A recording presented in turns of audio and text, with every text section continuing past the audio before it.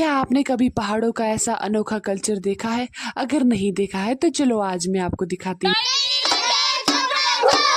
हमारे गांव में तो आज साजा है, पर मुझे किसी जरूरी काम से सेंज की तरफ जाना है। और आज तो हमारे पापा जी की पीठ पर टमाटर का किल्टा है। और आज तो मेरे साथ मेरा भाई भी जा रहा है। आप लोगों को तो पता ही होगा, हमें यहाँ से लेकर बिहाली तक पैदल चलना पड़ता है। अगर जिन लोगों को पता नहीं है तो मैं आप लोगों को बता देती हूँ, हमारे गाँव में सड़क नहीं है और हमें सड़क तक पहुँचने के लिए 1 से 1.5 घंटा पैदल चलना पड़ता है। फिर उसके बाद पहुँच जाते हैं हम बिहाली में। यहाँ से हमारे को बस मिलेगी, फिर यहाँ से हम पहुँच जाएंगे सीधा ही सेंज। फिर हम इन सुंदर सुंदर पहाड़ों के बीच से पहुंच जाते हैं सीधा ही सेंज में। और ये वाला है सेंज का नया पुल और सामने आपको हॉस्पिटल दिख रहा होगा। फिर उसके बाद निकल जाते हैं हम बाजार की तरफ। फिर उसके बाद मुझे मिल जाती है मेरी बहन और हम लोग चले जाते हैं लक्ष्मी नारायण मंदिर की तरफ। और हम लोग अंदर भी नहीं गए, बाहर से हम निकल पड़े। अगर मैं दूसरी बार कभी जाऊंगी ना तो आपको अंदर से भी अपना मंदिर दिखाऊंगी। हमारा मंदिर तो बहुत ज्यादा सुंदर है। फिर हमारा काम तो फटाफट से हो गया था। फिर हम लोग चले जाते हैं सीधा ही बस स्टैंड, क्योंकि अब हमें जल्दी घर भी पहुंचना है। घर में हमारे लोग और हमारा साजा हमारा इंतजार कर रहा है। गर्मी तो इतनी ज्यादा है कि मैं आपको क्या ही बताऊं। मेरे चेहरे को देखकर आप पता लगा ही सकते हो कि कितनी ज्यादा धूप और गर्मी है। और फिर उसके बाद पहुंच जाते हैं हम अपने रोड में।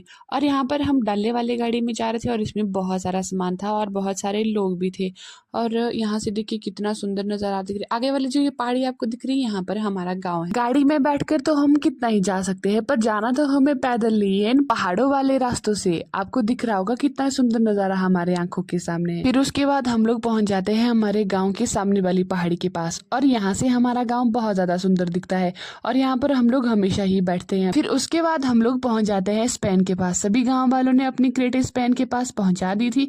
उतने में मैं भी पहुंच जाती हूँ घर में। अरे उतने में तो अंधेरा भी हो जाता है। ऐसे अंधेरे में हम अपना साजा कैसे बनाएंगे? फिर मैं और कार्तिक भी चल पड़ते हैं अपने मेन काम पर। सबसे ज्यादा तो मेन काम यही है और ये मेन काम मैंने और कार्तिक ने संभाल लिया। अंधेरे में खेत को जाना पड़ता है और खेत से हम लोगों ने भांग लाई।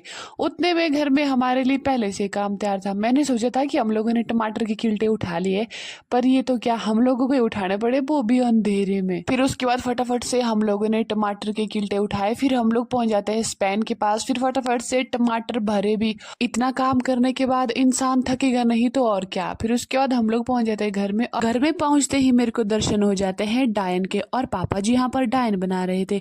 और हमारे यहाँ तो कुछ इस तरह से भाद्र का साजा मनाया जाता है। अंधेरे महीने का पहला दिन और इस दिन बनाई जाती है डायन।